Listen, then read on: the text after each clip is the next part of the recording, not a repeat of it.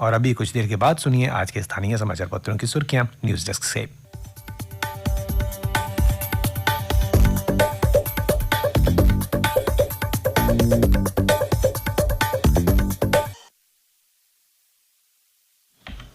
धन्यवाद संजीव। समाचार पत्रों की सुर्खियों के साथ आज मैं हूं न्यूज डेस्क पर रेडियो सखी माधवी। एक समाचार आज जो सभी समाचार पत्रों के प्रथम पृष्ठ पर पहली बड़ी सुर्खी के रूप में प्रमुखता लिए हुए है और सचित्र छपा है, वो है एनआईए का 7 स्थानों पर छापा, आतंकी की संपत्ति, नशा तस्करों का घर कार कुर्क। जेल में बंद खुर्रम परवेज और उसके सहयोगी महराज के ठिकाने भी खंगाले गए। कुपवाड़ा में आतंकी फारूक के भूखंड SIEU ने किए जब्त।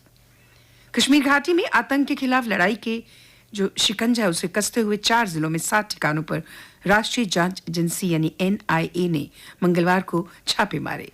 इस दौरान वित्तीय लेन देन से संबंधित कई डिजिटल उपकरण और आपत्तिजनक दस्तावेज जब्त किए गए। ये मामला NGO आतंकी फंडिंग से जुड़ा है। कार्रवाई के दौरान ठिकानों से आपत्तिजनक दस्तावेज और उपकरण जब्त किए गए। NIA ने 2020 में दर्ज किया था मामला। संस्कृत के प्रति औपनिवेशिक मानसिकता से बाहर निकल कर करें गर्व।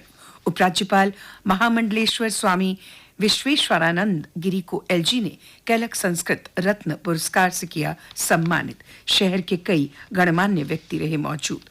उपराज्यपाल मनोज सिन्हा ने कहा है कि संस्कृत को अब तक पूजा पद्धति से अलग नहीं देखा गया है। ये औपनिवेशिक मानसिकता है, इसे हमें बाहर इससे निकलना होगा। हम अपनी विरासत पर गर्व महसूस कर सकते हैं।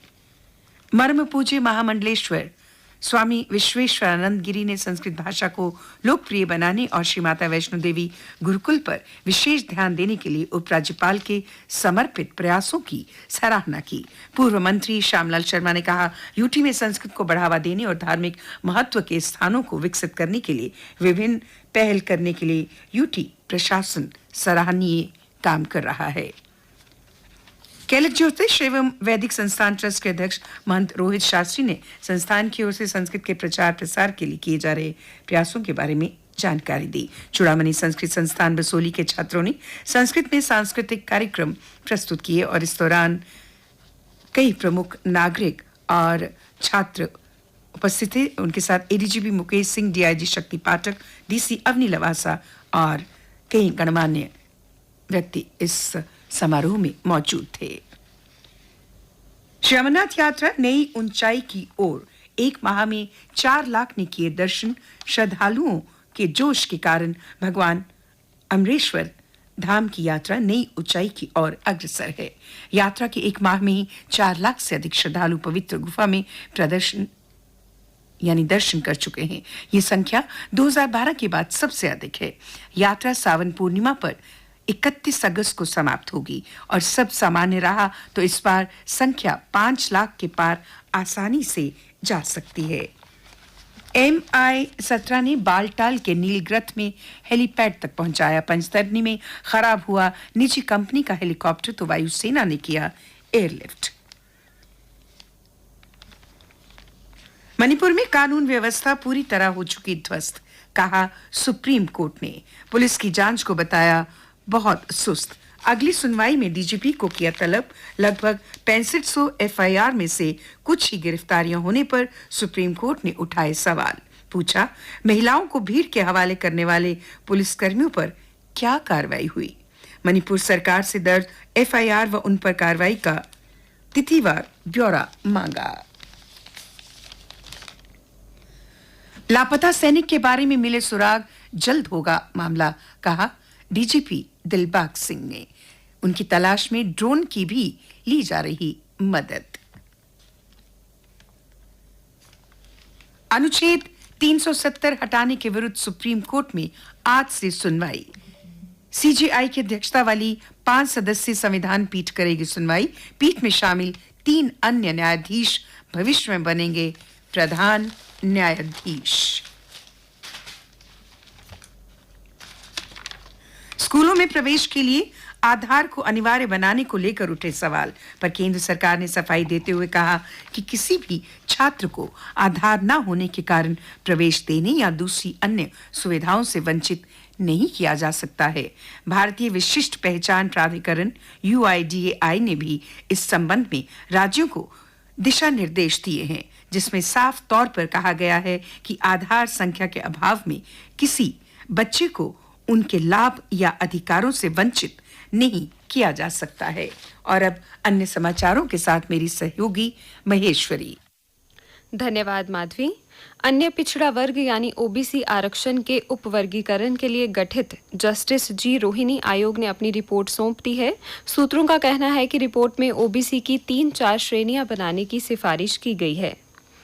विपक्षी गठबंधन इंडिया की ओर से मोदी सरकार के खिलाफ लाए गए अविश्वास प्रस्ताव पर लोकसभा में 8 से 10 अगस्त तक विस्तृत चर्चा होगी। अंतिम दिन 10 अगस्त को प्रधानमंत्री नरेंद्र मोदी चर्चा का जवाब देंगे। भारतीय सेना ने नया सामान्य वर्दी नियम किया लागू। ब्रिगेडियर और उससे ऊपर की रैंक के अधिकारियों की एक जैसी वर्दी।